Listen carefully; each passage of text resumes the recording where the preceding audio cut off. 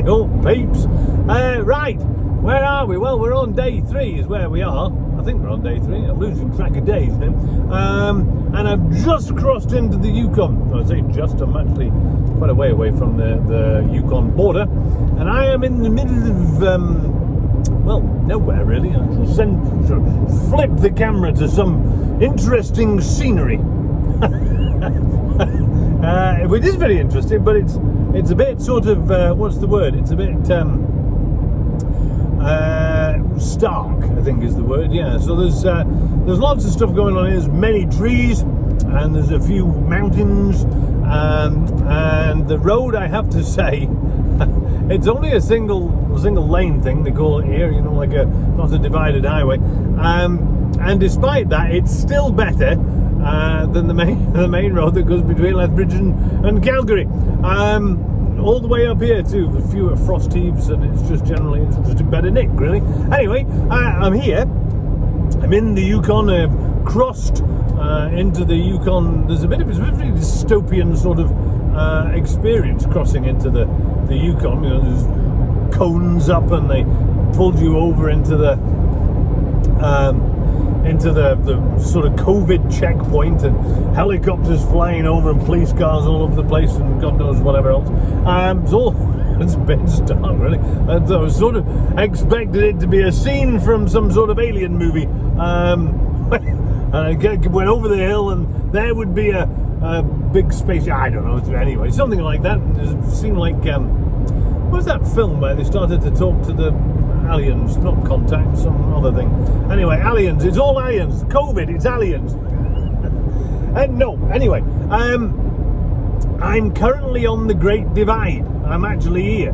The Great Divide is this. Well, it's the split, really, where all of the rivers go east or all of the rivers go west, basically, is what the Great Divide is, and sort of, and the bit in the middle is where it changes which way the rivers go, I suppose.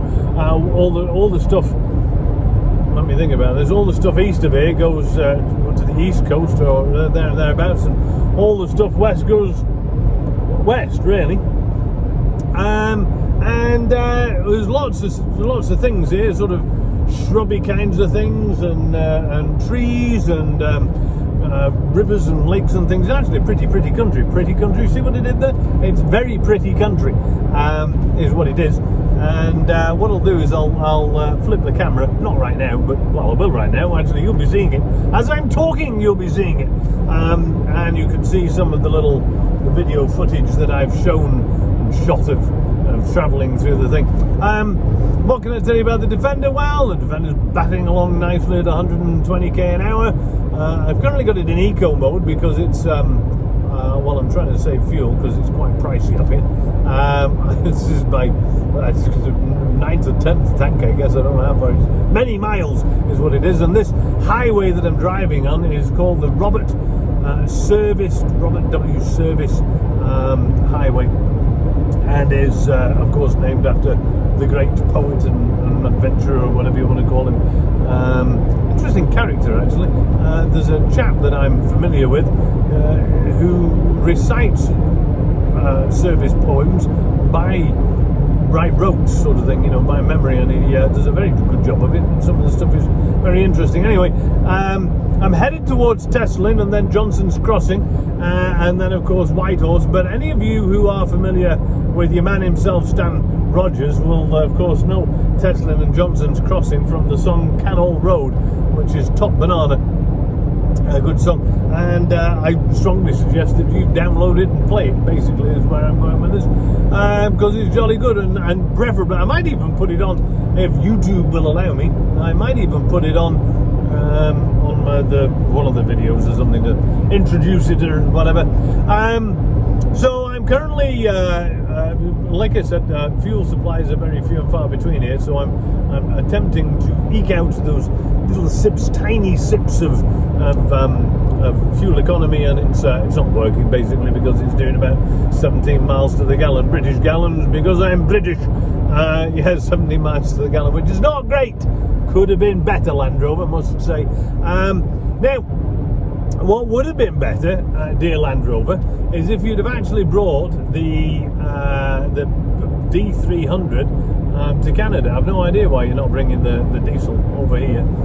You would have thought that it had gone nicely, but apparently they're not, so we're not going to see it. And the P400 is drinking fuel like it's rapidly going out of fashion. I mean, it makes a nice noise when you come to pass a big truck or something, but otherwise it's sort of a bit thirsty is the word I would use.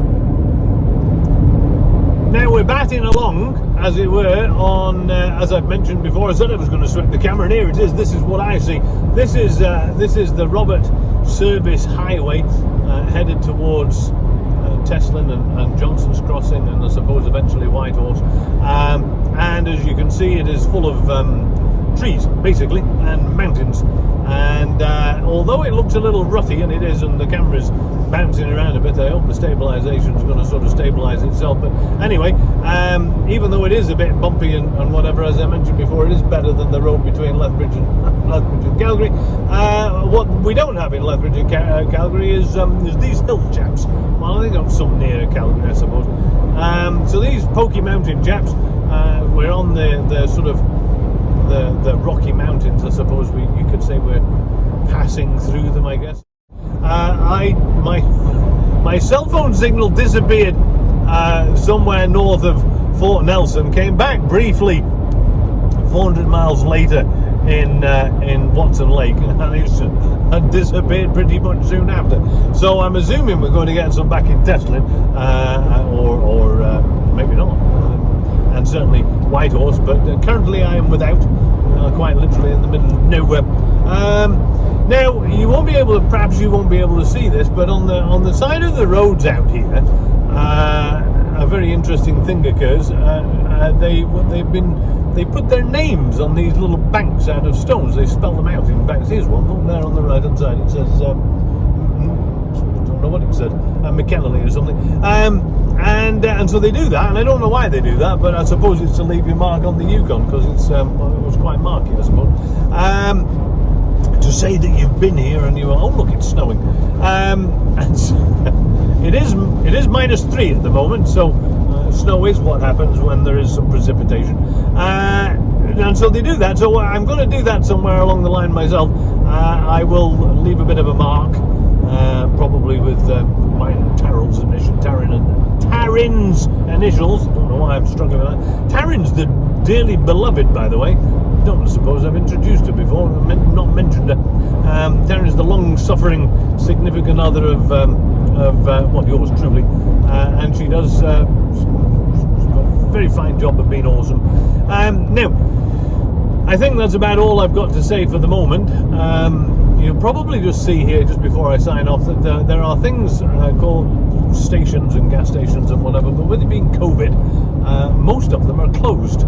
Now, I'm assuming it's COVID, because if it's not, I'm going to struggle to get fuel and make it to the Dempster Highway. But so I don't think it's the time of year, because, of course, people have got to get to Inuvik and Tuktoyaktuk, which is even further on than the Dempster Highway, or the Dempster Highway goes that far, I suppose. And so I'm assuming that I'm going to be able to get fuel. But I have noticed all the way up, a considerable amount of the way up, there has been closages of the rest areas and gas stations and whatever. Many of them, oddly enough, seem to have been closed for quite some time, so I don't know whether that's a thing. Now, the camera looks quite like I'm quite close to this truck in front, but I'm not, and there's a reason for that. This is the Yukon, and I don't suppose the roads are swept very often, but often what does happen is that stones are spat up from out of the truck in front of you, and they smash against the windscreen, fracturing it and making it all miserable. So we try and avoid that by hanging back to beyond the throw of the stones. Anyway, that's all I've got to say at the moment. I will probably report later on today, assuming that the sunlight holds with us. It's quite low in the sky at the moment, but we're up quite a bit, sort of northerly, I suppose. Well, and up in elevation, I guess. I wonder how many elevations I am up. Let me just see if I can figure out what that actually says here. I'm just clicking the thing. I am 2,884 feet right here, so quite high, I suppose. Not as high as the Pokey Mountains in the distance, as you can probably see. Right, tune in for more exciting episodes of me blithering on relentlessly about a trip from Lethbridge to the Arctic Circle.